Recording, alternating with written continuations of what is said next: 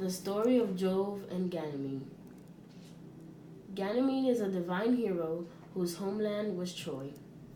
Ganymede was a handsome Trojan prince who was carried off to heaven by Zeus in the shape of an eagle, where he was appointed as cupbearer of the gods.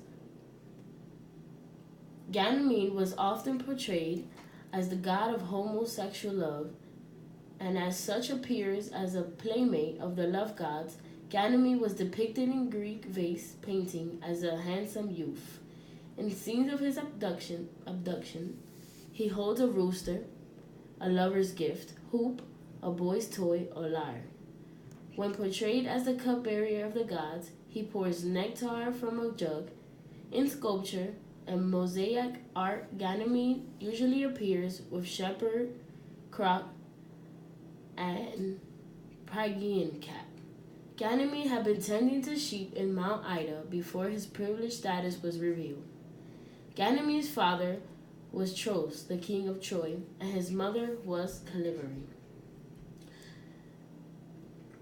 His brothers were Lus, king of Troy, and Azarchus, king of Dardania.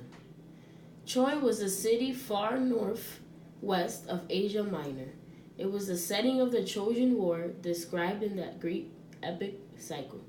The story of Ganymede was originally a Greek myth, but was later adopted by the Romans. In Greek mythology, Ganymede was a prince of Troy who was an extremely beautiful young man.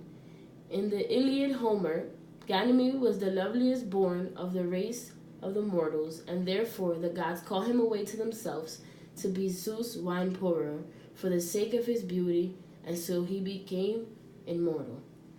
In lines 233 to line 235.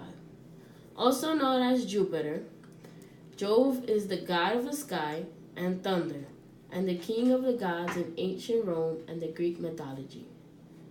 Jove was the chief of the Roman state religion throughout the Republican and Imperial eras until Christianity became dominant religion of the empire.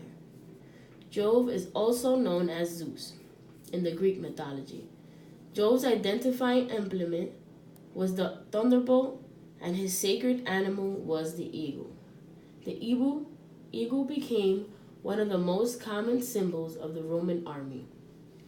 In the Greek mythology, Jove was the brother of Neptune and Pluto. In the Roman myth, one day Jupiter caught a glimpse of the young boy Ganymede and was overwhelmed with the desire to bring Ganymede to Olympus to serve as the cupbearer of the gods. Jupiter thereby changed his shape into an eagle and swooped down and carried the boy off to the home of the gods. But the position was already filled by Hebe, the daughter of Jupiter.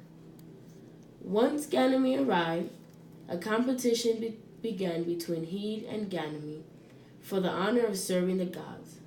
Eventually, Ganymede won the post and stayed on as the favorite companion of Ganymede.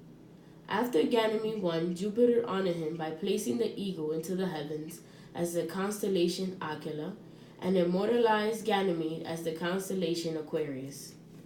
One of Jupiter's moons was also named after Ganymede.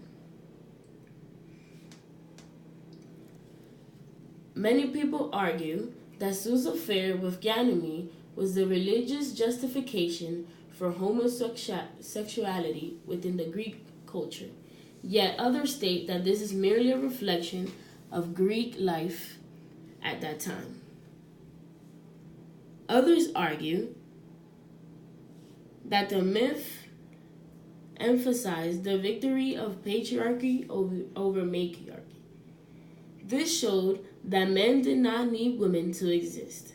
Therefore, they did not need the attentions of women. The philosopher Plato used this myth to justify his sexual feelings towards male pupils. This is the story of Jove and Ganymede, a god who fell in love with a young boy and made him his cupbearer. The end.